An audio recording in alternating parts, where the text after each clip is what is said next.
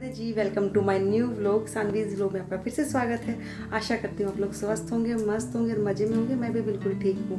तो आज का जो मेरा व्लॉग है ना वो शुरू हो रहा है 11:30 बज रहे हैं, 11:30 12 बज रहे हैं और अभी हो गई मैं तैयार। और आज है तीसरा नवरात्रा और आज साथ में हमारी गणगौर भी है। गणगौर की पूजा करूँगी अभी मैं और तैयार मैं हो गई हूँ लगभग और साड़ी वियर कर ली है। अभी थोड़ा सा तैयार हो रहूँगी और उसके बाद करूँगी पूजा।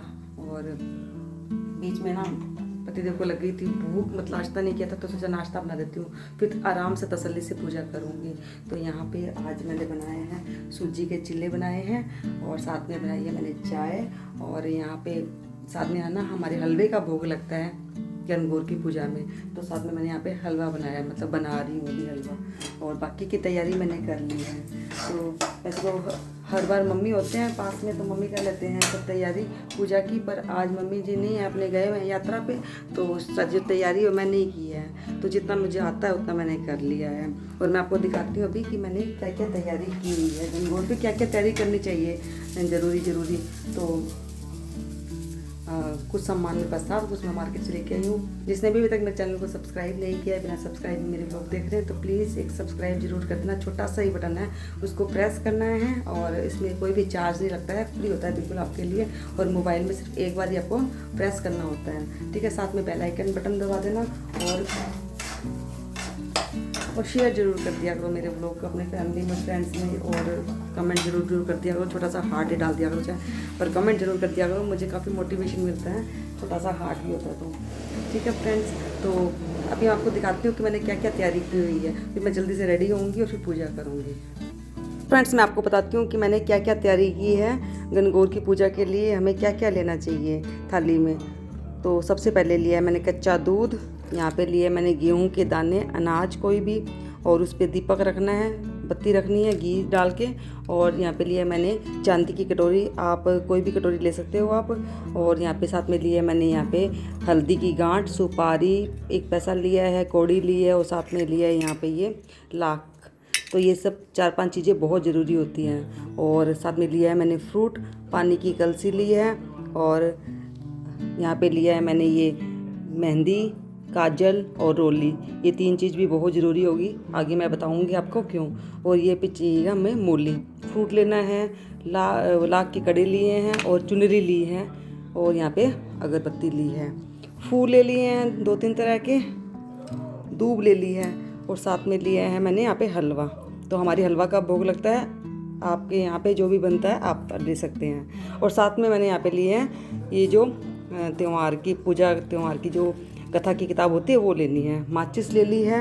और साथ में यहाँ पे एल खेल करने के लिए मैंने खाली प्लेट ले ली है, ठीक है फ्रेंड्स। तो ये सारा सामान हो गया है, ये सभी हमें ज़रूरत होती है पूजा के टाइम पे।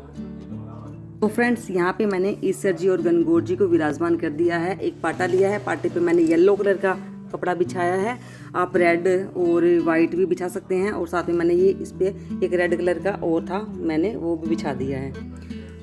इस पे स्वास्तिक बने हुए हैं और सारी सामग्री मैंने यहाँ पे लाके रख दी है। और उसके बाद यहाँ पे पेपर लगाना है एक दीवार पे वाइट कलर का, उस पर बना देना है स्वास्तिक। और वैसे तो दीवार पे भी हम बिंदी बना सकते हैं, काजल की, रोली की और मेहंदी की, पर दीवार ख़राब ना हो और ये कागज़ आराम से विसर्जन हो जाएगा, इसलिए पेपर लगा देना, उससे आप इजी हो जाएगा आपके लिए, ठीक है फ्रेंड्स। और गणगौर और ईश्वर जी मैंने यहाँ पे विराजमान कर दिए हैं, मेरे पास लाई हुई है। तो जिनके पास नहीं होती है वो मिट्टी की बनाते हैं और बाद में उनका विसर्जन कर देते हैं। तो सारा मेरा काम हो गया है, अब मैं शुरू करूँगी पूजा। तो पूजा किस तरह से करते हैं वो मैं भी आपको बताती हूँ। तो पूजा शुरू करने से पहले मैं आपको बता देती हूँ कि जब भी आप पूजा शुरू करते हो तो सबसे पहले खुद के तिलक करना चाहिए। खुद के तिलक करना चाहिए, चावल लगाने चाहिए, क्योंकि बोलते हैं कि सुन्ना माथा कभी भी पूजा नहीं करनी चाहिए।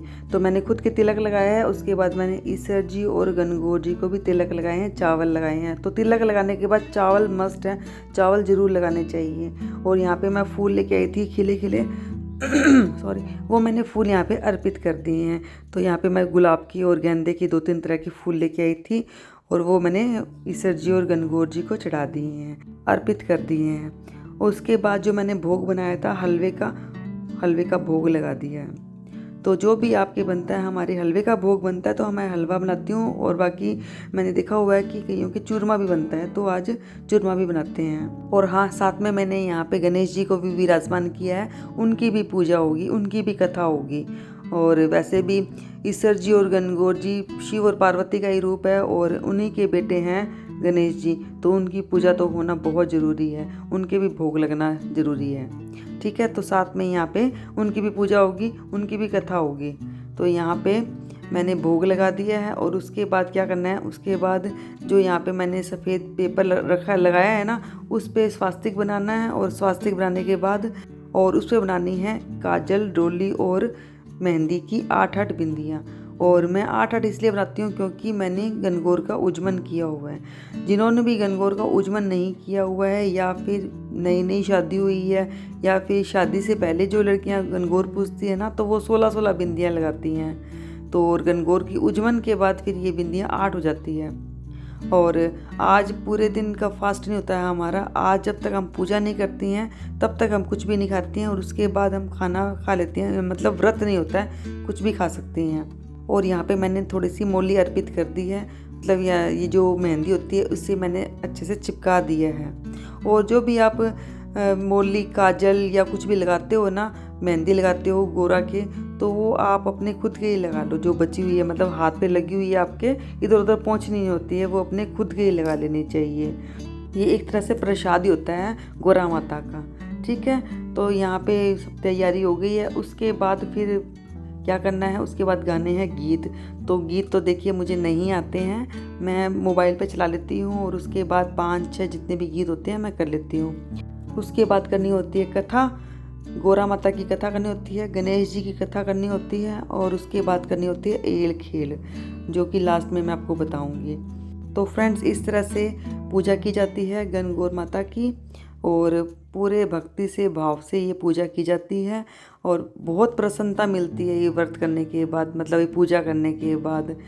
और जो भी आप मांगते हो गोरा माता से, ईश्वर जी से, तो वो आपको ज़रूर देते हैं। और गोरा माता अखंड सौभाग्य की देवी है, और मेरी भगवान से यही प्रार्थना है, गोरा माता से यही प्रार्थना है कि जो भी मेरे व्लॉग देख रहे हैं या जो भी लोग नहीं देख रहे हैं, वो उन सभी को अखंड सौभाग्य की प्राप्ति हो, खूब उनका जो जीवन है सुखमय रहे, मधुर रहे, जीवन साथी से खूब प्यार मिले, खूब उनका साथ मिले।